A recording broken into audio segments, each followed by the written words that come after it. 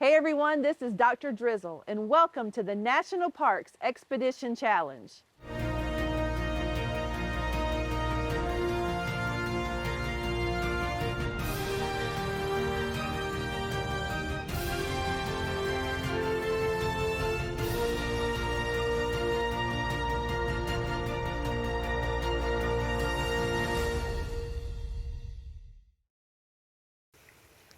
Today, we're at César Chavez National Monument in Keene, California. Ranger Miranda, thank you so much for having us here today. Yeah, we're so glad to have y'all. It is a beautiful day in sunny California, right? Sure is. So, tell us how you came to be part of the National Park Service. Sure. So, started out when I was a little girl. My mom would take me on hikes at this local nature park. I was lucky enough to have her as a guide. So that was a good way to entertain me, but also have me develop a relationship with nature and my own body, how it felt when I was out in nature. So that was when I was very young, like 5, 6, 7. And I was very lucky that in school they took us on a field trip, epic field trip to Yosemite National Park in about 7th grade. And that planted something in me that I didn't even know was really there. I never had the dream of becoming a park ranger, or at least I didn't recognize it, because I grew up in Los Angeles, in LA, and I didn't see many park rangers, even though they're there if you look for them. And I didn't know any. And to be honest, it wasn't a career that I really saw as a natural progression for a Latina woman. Didn't have a lot of role models in that respect. So I thought I didn't really know what I was gonna do, but I did know that every time I got outside, I felt like myself again. So I went to, middle school, high school, I went into college, and I started out in biology because I knew I wanted to help people and I knew I liked nature. But after some kind of soul searching, I realized that I wanted to actually be outside rather than like a nurse or a doctor. And so I took about a year off, went back to school, and got my degree in earth science and psychology in LA. And I was lucky enough to get an internship through the Geoscientist and Park program, which is, if you aren't too familiar with what a geoscientist is, they study our Earth and everything to do with it, from the ground to the sky. So I went to Shenandoah National Park, and I hadn't left California very much. So when I saw Shenandoah in Virginia, it was so green, and I was like, what am I going to do there? I'm going to be a fish out of water. But one of my professors, my geology professors, when I told her I was scared, she said, you got to launch, you got to go for it. So I finally did, and it was wonderful. I hardly even wanted to come back. It was like I finally had started to fly, so it was awesome. And that started the journey. Once I got, my resume together and started with that, I hopped all over the country. Tell us a few places that you've been. Sure. Yeah, I've worked at Cape Hatteras National Seashore, in a lighthouse, Springfield Armory National Historic Site up in Massachusetts, which was one of our nation's first armories. In Arizona, I did a couple of places called Pipe Spring National Monument and Montezuma Castle National Monument. Let's see, Everglades National Park, which is one of my favorites because they really helped kind of light the fire for environmental education that I still have. And I think that's it, but I don't, and here, of course. Yes. And you've been here how long? I've been here just over 2 years, and our park is relatively new. We just had our 10th birthday. So yes, we're getting a lot of things in order, and we have a lot of potential to start building these wonderful programs in order to share with the world about the César Chavez and the farm worker history. Well, we know that you love it here. You talked about how special this place is and how you love to interpret it. So can you do that for us? Tell us a little bit about this place and its namesake. Sure. We are up in the Tehachapi Mountains, and they are actually kind of removed from the Central Valley of California. César Chavez decided to move the farm worker movement, the headquarters, here in 1970. But let's take it a little bit further back. So César Chavez was born in Arizona in 1927. They had their own farm. Things were okay. but they lost that farm when he was a child. His family had to look for work, and the only place that they could find it was all the way in California as migrant farm laborers. So they had lost their house. He kind of lost that sense of stability, and they started traveling all of the time. These jobs sometimes can last a day or two. And imagine as a kid, you going to school for only a couple of days and then moving again. It would be really hard to keep up on your homework, let alone make new friends or, and then sometimes he had to go to work in the fields as well. So he lived this kind of all over life for a while. And then he eventually made it out of the fields. He still was helping people in a community service organization, but he knew that things weren't getting better for the farm workers. He would travel and try to help them in other ways, but he came home to his wife, Helen Chavez, and he said, you know, Helen, things are still terrible for the farm workers. Somebody should really do something. And she said, well, why don't you be the one to do something? You talk about it all the time. And he said, you know what that would mean, right? Because nobody had ever done this successfully before, and they had 8 children, 8 mouths to feed. And they finally had a stable income and a car with gas in it. They had like made it out, right? And she said, yes, I know what that would mean. A lot of uncertainty, a lot of hungry times. So they moved to Delano, California, which is where their families had kind of settled for a while. It's in the Central Valley of California. And they kind of leaned on family there while they figured things out. He was in his 30s when he did this. He wasn't straight out of high school or anything. So he just decided one day that he was going to help people, which anybody can do at any given time. And he went for it. And he knew that he needed to change the world, change people's lives, but he didn't know how he was going to do it. That happens to me sometimes too. And hopefully you have the goal and then you got to figure out how to do it, right? So he started to talk to farm workers in Delano and the surrounding areas and he tried to find out what their issues were, what they hoped would change out in the fields, what they were afraid of, and what they were willing to do to help out this mission. He did that for a couple of years, and he wasn't quite ready to get it kick-started with a big bang yet, but there was another group of workers called the Agricultural Workers Organizing Committee. Okay. And they were mostly made up of Filipino farm workers.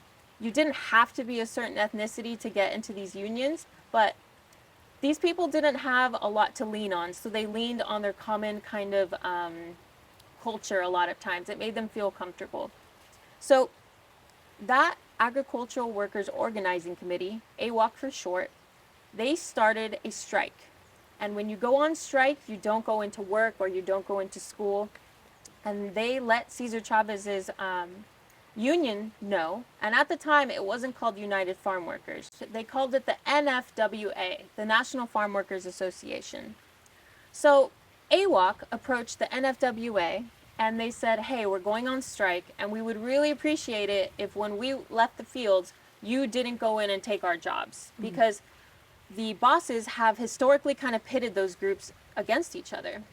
So Cesar brought this kind of proposition back to his group and his union. And there was some spirited debate because people were worried. They were worried about going on strike as well, not having an income, and really the danger of what comes when you stand up to the big kind of agricultural boogie monster at the time. So, but they decided that they all had common goals. They were farm workers fighting for human rights. So they decided to join them. And that became the Delano Grape Strike of 1965. You may have heard of it also as the Great Boycott. And when you boycott something, you don't support it. So if you are boycotting grapes, you don't buy grapes, you don't post on social media about how much you love grapes, and you don't do things like that. So it kind of hurts the pocketbooks of the grape growers. That was successful, but it took 5 years. 5 years to get that first agricultural contract with the growers. And so imagine 5 years of not having a job. Of course, these people still ate, but it was really hard to keep going. A lot of people leaned on each other or the religion or whatever could give them kind of faith to keep going. That is a great story. I mean, it has a lot of endurance in there and persistence. He did not give up. What is another piece of this park that makes it so special? I think one of my favorite parts about working here at this park is that its reach doesn't stop at the boundary lines. This story is so much bigger than this park, but this is just kind of the home base from which we tell it. I know I grew up in Los Angeles, and I know who Cesar Chavez was as a little girl. I didn't even know what a farm worker was, but I knew that this person had brown skin, they were Latino, and they weren't ashamed of it. They weren't sitting down anymore, they were standing up. And that meant a lot to me, and he was one of my heroes, even though history wasn't my best subject. So around here, you can reach people's hearts without them ever actually being in a field, them believing in themselves, and I think that's one of the strongest and most impactful parts of this story. So we know that his heart was in this. Like, this was a passion, even at loss to him with 8 kids, right? Yeah. But he decided he wanted to do more. In fact, there's a quote on the wall back here that says, "It is my deepest belief that only by giving our lives do we find life." And so basically that's what he did. We know that in 2012, I believe, President Obama designated this as a national monument. Where are we standing right now? We are standing in the Memorial Garden. So right up here is where Cesar and Helen Chavez are laid to rest. Cesar Chavez passed away first, but they made sure to leave a spot for Helen. She wanted to make sure that Cesar was never alone. And that's part of the reason why she approved of the Park Service coming in. The Park Service runs very kind of sentimental places here. Even though the larger area of Nuestra Señora Reina de la Paz is 187 acres, pretty big. An acre is the size of a football field. The Park Service only manages 2. Those 2 acres hold our visitor center, which has the office of Cesar Chavez, which is just a few steps that way. And over here is where they are buried. So that's a really close distance. Not too far away is also the Chavez home. Those are all so special. If you can imagine your mother and father kind of leaving those. So she wanted to make sure that they would be taken care of for all of perpetuity, or in other words, forever. We like to think about how we can help out national park places, sites, memorials, landmarks, monuments. What are some challenges that you face here, even after the death of Cesar Chavez? There are probably still some challenges that you face as a park. Yeah, I'm really glad you asked that.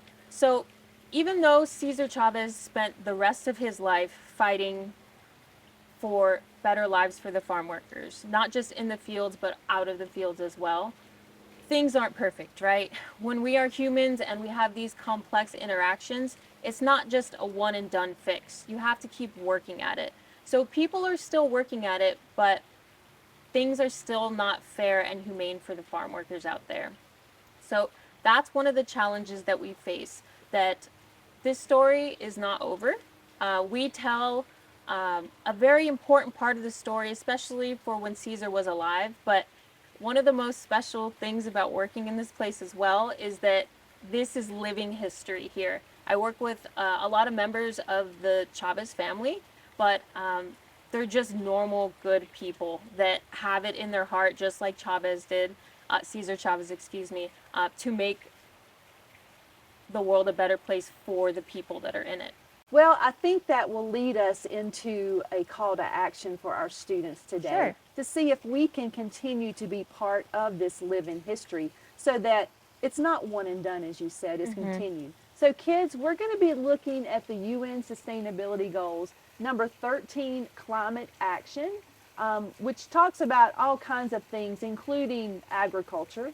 But we're also going to look at goals 1 and 2 for no poverty and no hunger. So what we would like you to do, we talked about this earlier before we got on camera, and we're excited for you to research, starting number 1, research where your food comes from. Can you do that for us? If you live in an area where there are farmers around you, go interview the farmers, find out about them and their families.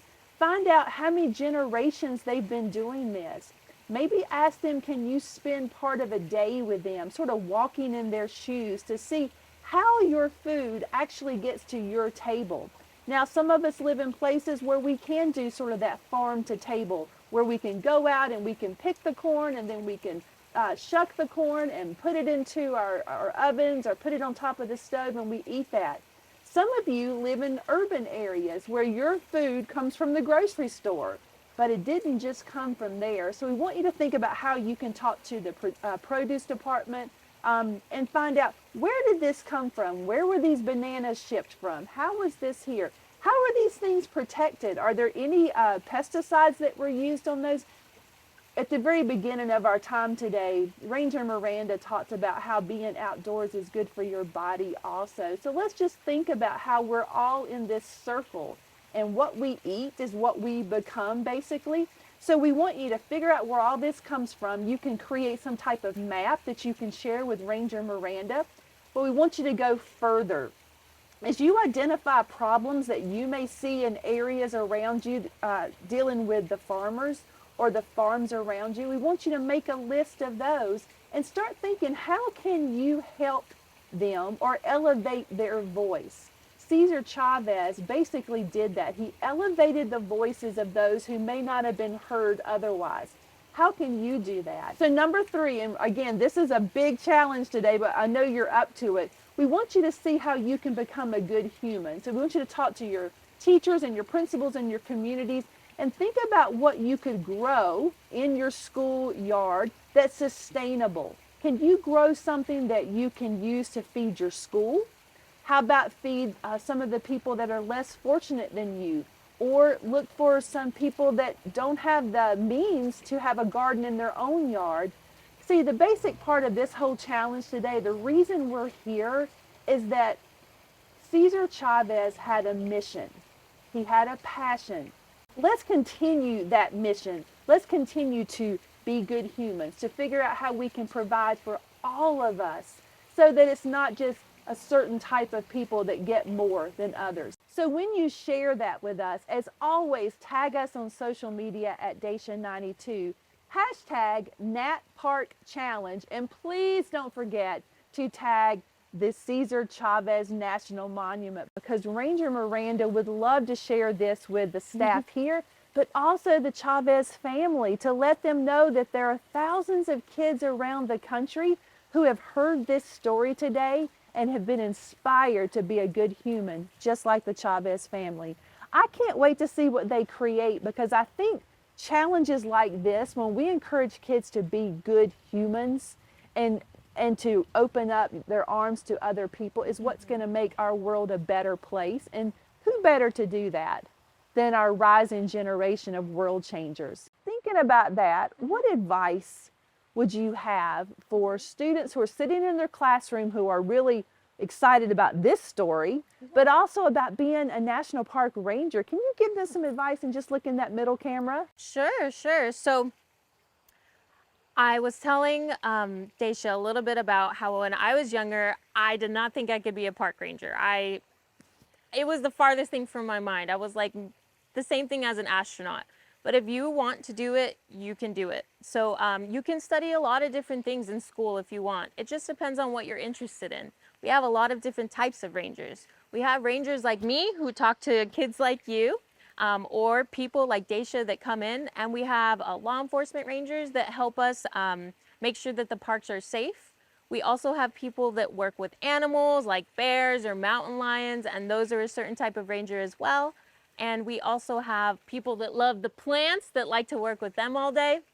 So there's a place for you in the National Park Service if you want to be a part of it. You have to go to an official website when you're a little bit older called usajobs.gov. But before then, if you want to kind of get a feel of being in your national parks and help out your community as well, you can also volunteer at any time. I think that's great advice, Miranda. I think it gets kids excited and it gets them started on a path of what they want to do. Going back to your original story, you were hiking when you were young.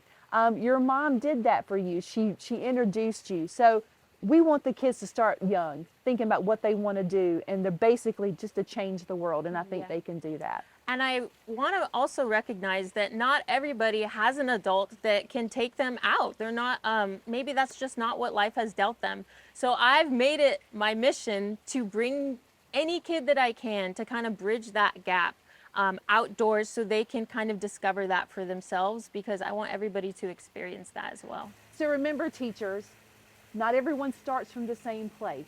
So let's make sure that we're giving equitable experiences to everyone. Do you agree? Yes. Absolutely. Now, I want to tell a fun fact. You didn't see this, but Ranger Miranda's dog sort of photobombed us a little while ago. So we're going to make sure you see her picture. But we love it because we've had deer and elk and moose and chipmunk and pika and squirrels. Our first dog experience. I love that. I love that. Thanks so much for joining us today. So there was something you mentioned earlier that we need to share with the kids so they can remember they can do things. Yes, so one of our lines around here is si se puede. 3 words in Spanish, and it means it can be done, or we can do it, or yes, we can. So on the count of 3, we can say si se puede together. Is that okay? Yeah. Okay. 1, 2, 3. Si se puede! On behalf of Dr. Drizzle, Ranger Miranda, and her dog Isla, we are out of here. Have a great day. Bye.